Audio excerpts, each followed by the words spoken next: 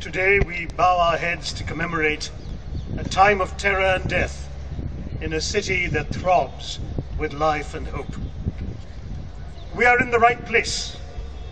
There is a savage irony to the fact that the horror in Mumbai began with terrorists docking near the gateway of India.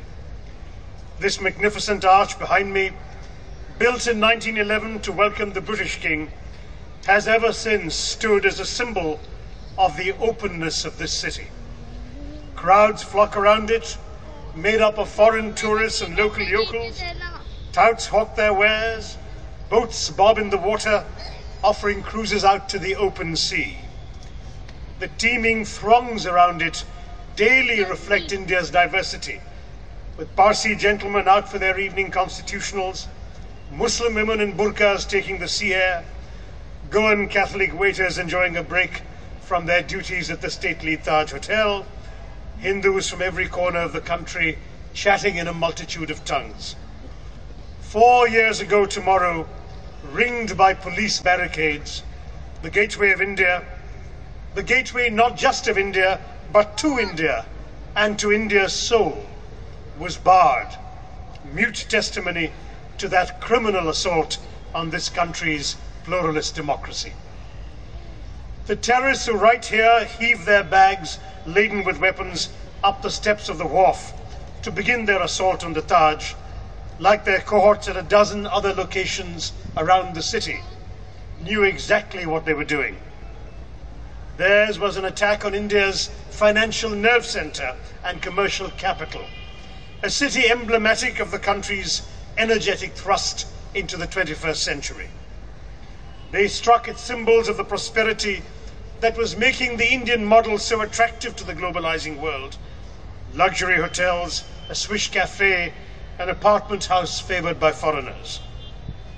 The terrorists also sought to polarize Indian society by claiming to be acting to redress the grievances, real and imagined, of Mumbai's and India's Muslims.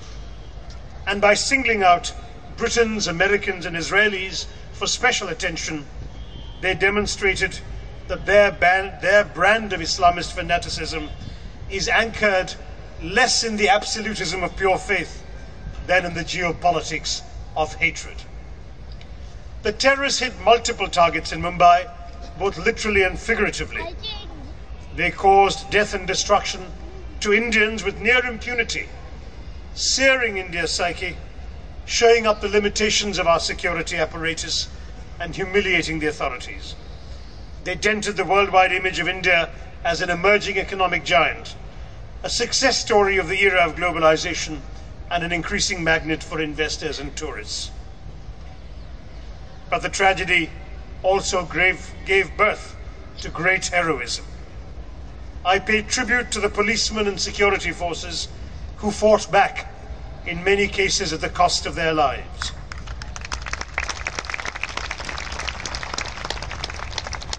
I pay tribute to the ordinary citizens who came to the rescue of the wounded.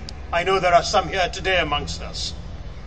I honor the spirit of a city that came together to heal its wounds, to help the victims, and to raise its collective head in defiance, saying to the killers, "You shall not prevail."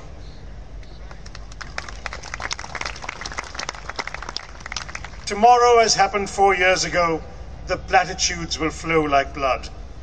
Terrorism is unacceptable, the terrorists are cowards, the world stands united in unreserved condemnation of this atrocity, and so on.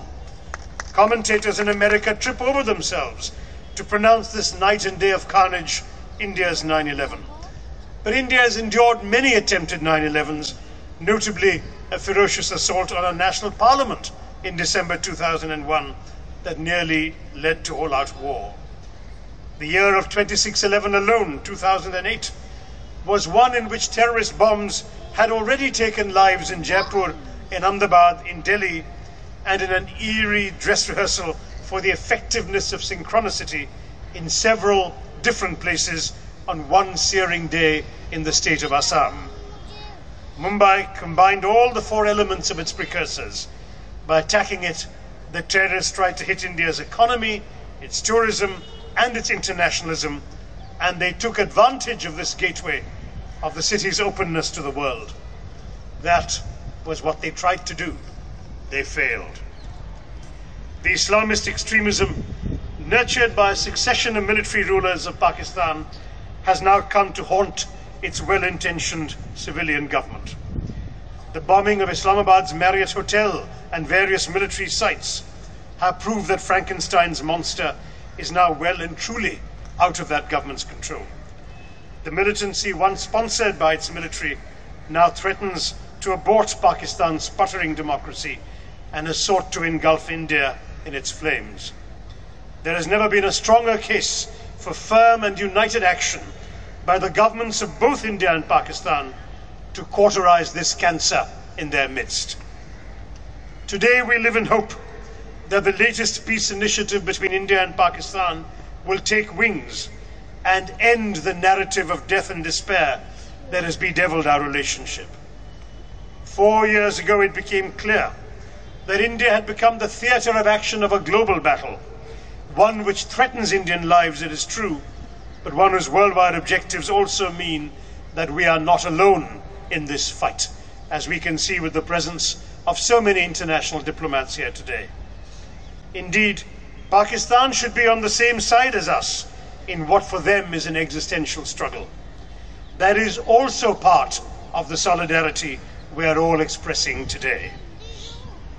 Mumbai and India have recovered from the physical assault against us. Ours is a land of great resilience that has learned over arduous millennia to cope with tragedy. Bombs and bullets alone cannot destroy India, because Indians will pick their way through the rubble and carry on as they have done throughout history.